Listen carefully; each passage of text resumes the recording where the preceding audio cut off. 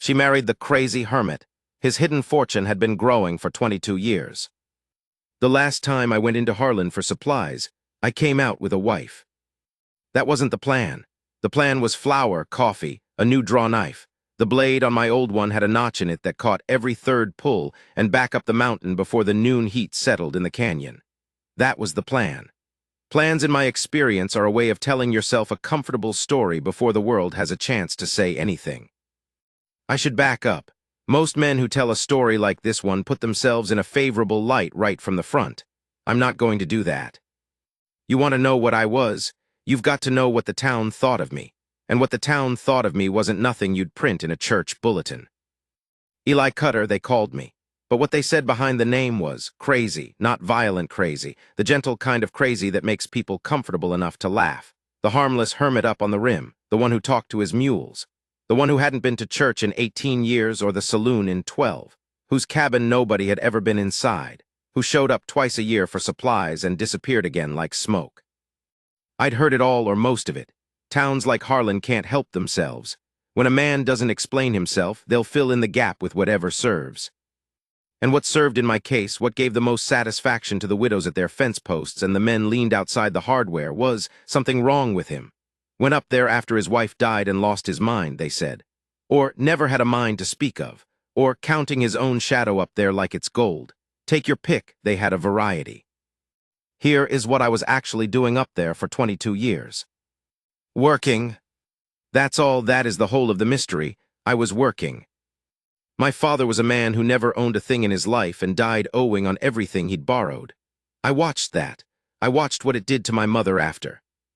When I was 17, I told myself that was not going to be the shape of my life.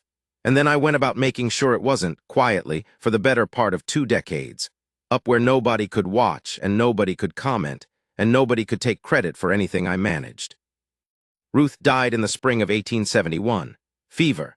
We'd been married 4 years and I still don't have words for it, not ones that mean what I mean, so I won't try. What I will say is this. I went up to that ridgeline cabin alone, and I decided the best thing I could do for her memory was to build something that wouldn't fall down. She deserved that. Somebody somewhere deserved it. So I worked. 22 years of it. Land, timber rights, a water claim on the eastern fork of the Crail River that turned out to be the most valuable thing I ever signed my name to. I bought parcels when men sold in panic, and I paid cash because I'd learned from my father that debt is a rope that other men hold the end of. Cattle, not many enough. A small apple orchard I put in myself, 12 trees I carried up the switchback as saplings wrapped in wet burlap. Silver, a little, from a played-out claim I bought for $40 from a man who needed the 40 worse than the claim. It turned out not entirely played out. None of this was brilliant. None of it was fast. It was just patient, and patience is a thing that looks from the outside like nothing is happening. Which brings me to the morning I went into Harlan for flour and a draw knife. The woman was standing in front of Peck's Dry Goods with a list in her hand and an argument in progress with herself. I could tell from the way she kept looking at the list, and looking at the window display, and looking back at the list that the list was winning and she didn't much like it. She had dark hair pinned up in the heat, a dark dress that had been let out and taken in at least once that I could see from the seam work, and a set to her jaw that I recognized. That was the jaw of a person who had made a decision and was keeping to it regardless. I wasn't looking for anything. I want to be plain about that. I'd gone 22 years without looking for anything except what the land offered, and I'd made my peace with the shape of my life. I was 56 years old, and my knees gave me trouble on the descent to the canyon floor, and I ate alone 365 days a year, and that was simply what things were. But I held the door for her. She walked through without looking at me, and then 3 steps inside she did look back, and she said, "Thank you," the way a person says it when they mean it, and not just as a sound to make. She had gray in her hair at the temples that she hadn't done anything to hide, and lines beside her eyes, and she looked at me for a moment the way people who haven't made up their minds about a thing look at it before they commit. I went and got my flour. At the counter, Hobie Peck, who had been running this store since before I was anything worth accounting for, took my order with the particular expression he saved for me. Not rude. Not exactly. The expression that a man wears when he's practiced not saying a thing out loud, but his face hasn't learned the lesson. He called me by my name and wrote down the flour, and then said, in a voice pitched to carry just slightly. That old Hartley's place at the bottom of the rim road had sold again, and wasn't it something? The way that property went through hands. I said. Some widow from up Cassidy way, Peck said, not to me in particular, not to nobody in particular, the way people talk in stores when they want an audience and are willing to use anybody. A Morrow woman. Come in 2 weeks ago with a boy and a milk cow and took over the lease. Harlan could use the custom, I suppose. I didn't say anything because there wasn't anything to say to that. I paid and I picked up my sack and I went to the hardware for the draw knife. Reeves, who ran the hardware, told me the same information in a slightly different arrangement while I examined blades. A widow, come down from Cassidy. Her husband had died, something with his lungs, Reeves thought, or maybe a horse, and she'd sold whatever there was to sell and come south. Had a boy, 12 or 13. People seemed to find the whole thing noteworthy in a way I couldn't entirely account for. She's been asking about the upper properties, Reeves said, and that part he said to my back while I held the knife up to check the edge. I turned around. Why, I said. Reeves shrugged the way a man shrugs when he knows something but isn't sure whether the knowing is his to share. Water rights, maybe, the Eastern Fork. I put the knife down. I picked up a different one and checked that edge too. I said. I bought the knife and went to get my mule from the post. The Morrow woman was there, tying a roan horse with a confidence that told me she'd been doing it since before she had to think about how. The boy she had with her was sitting on the top rail of the fence watching the street with the concentrated attention of a boy who has recently moved somewhere new and is still deciding what to think of it. He had a grass stem in his teeth and was doing nothing with it except holding it. I untied my mule. The woman glanced over. She looked at the mule. His name was Pontius and he had a face like a judgment, and then she looked at me and she said, "That's a good mule." "He is," I said. "You're the Cutter man." I tied my sack to the rigging. "Eli Cutter, yes." "I've heard of you," she said. That could have meant 100 things, none of them, statistically speaking, particularly good. I waited to see which one. She said, "The water rights on the Eastern Fork. Cassidy people know that name." I looked at her. I imagine some of them do. "I'm Nora Morrow." She didn't extend her hand. She just said it the way you'd state a fact about the weather. "I know," I said. "The town's been telling me." Something crossed her face. Not embarrassment, something more like recognition. She looked at the mule again and then back at me and she said, "Do they talk about you the way they talk about everybody else?" "Probably more," I said. She nodded once slowly, like she was filing that away somewhere specific. Then she looked up at the ridgeline, the long gray-green slope that you could see from the post if the light was right, and she squinted against it. "That yours?" she said. "Most of it," I said. She looked at me. She looked at the mule. She looked back at the ridgeline. "I'm going to find out what you actually are," she said, "in case that's useful for you to know." Then she untied her roan, nodded at the boy on the fence, and they rode up the south road toward Hartley's old place. I stood there with Pontius for a moment. Then I rode home.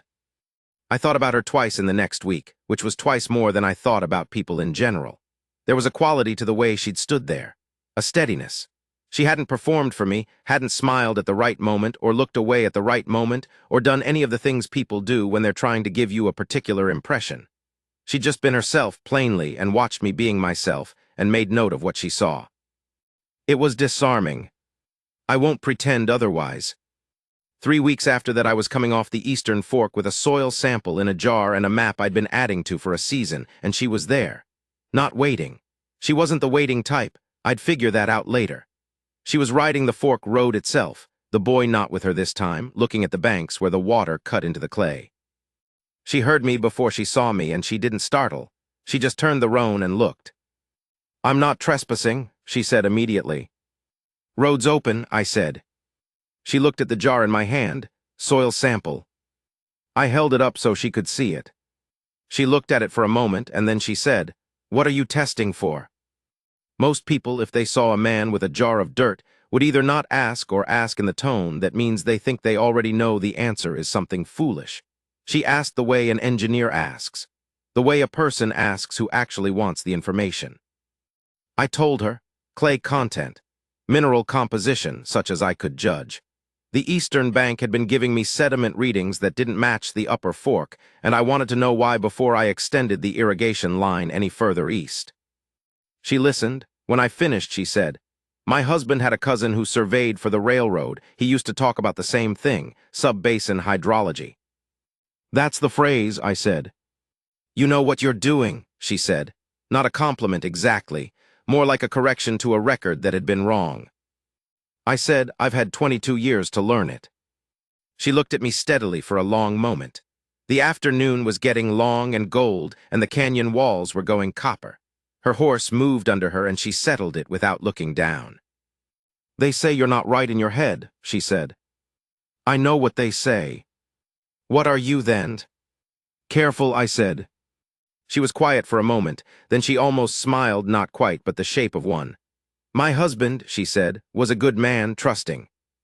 He trusted the wrong people 3 times before the sickness took him, and we came down from Cassidy with the cow and $200 and the clothes in the wagon." She said this without self-pity and without accusation, the way you'd state a fact about the weather. "I don't have much use for men who perform. I have a boy who needs a future, and I need water, and I am trying to understand what is actually here versus what people have decided to say about it." I sat on Pontius for a moment. Then I said, "Ride up to the camp. I can show you the survey maps." She came. The boy wasn't with her, and it occurred to me only after we'd climbed the switchback that it was the first time in 22 years I'd brought anyone up to the rim. The thought didn't make me anxious. That was the thing. It just was what it was. The camp was not a cabin in any dignified sense of that word. It was a structure I'd started in 1872 and added to in every direction since, so it looked like a thing that had grown rather than been built, which is more or less accurate.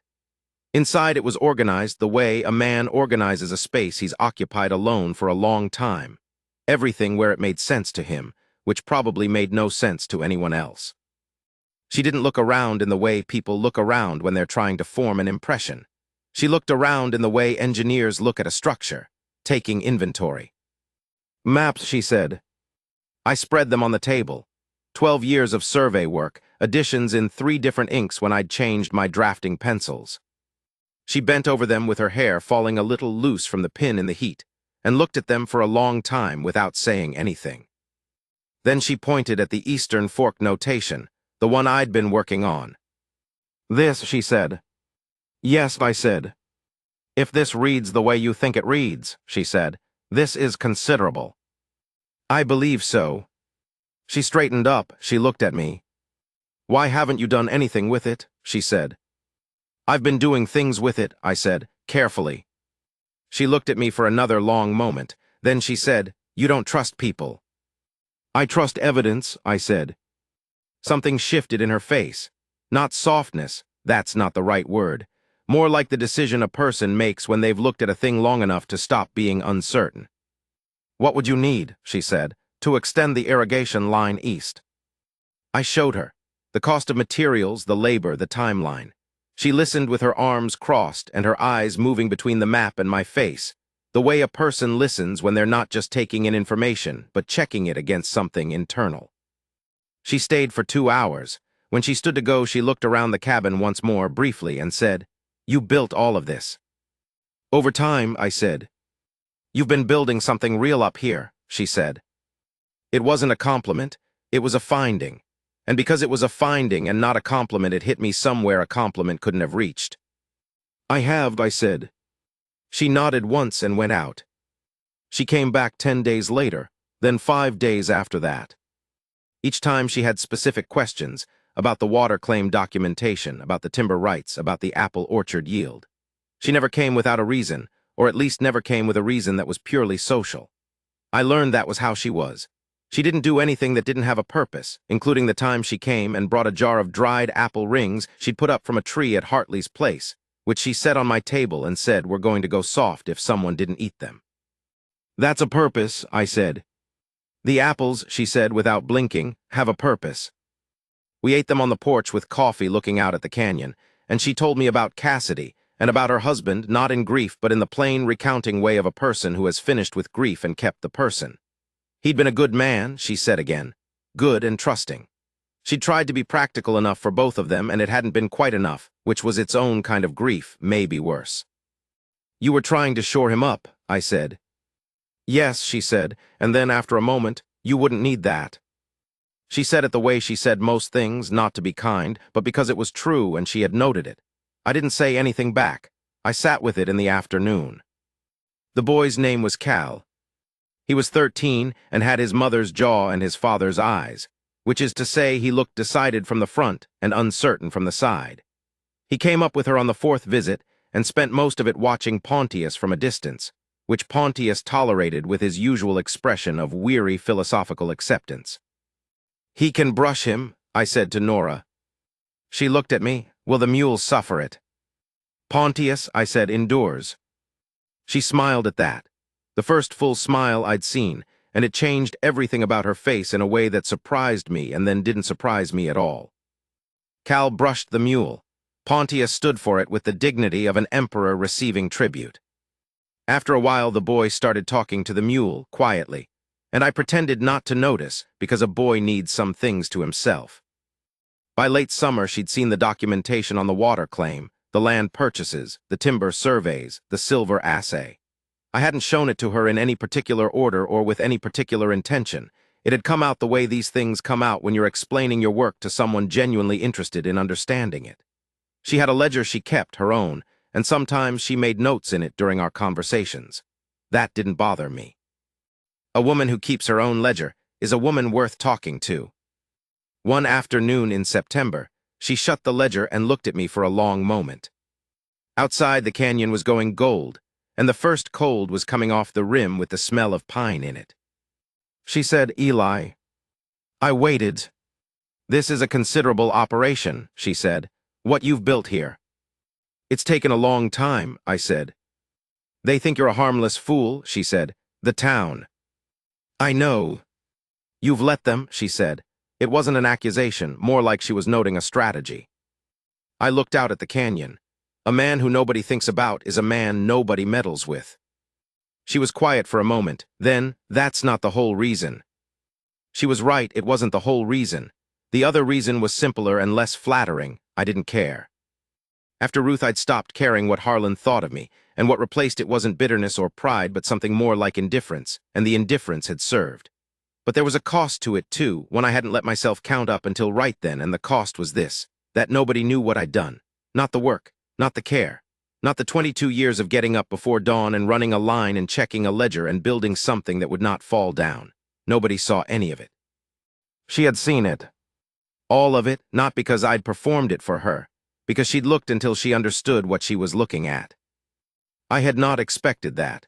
I had arranged my life so as not to need it, which is a different thing from not wanting it.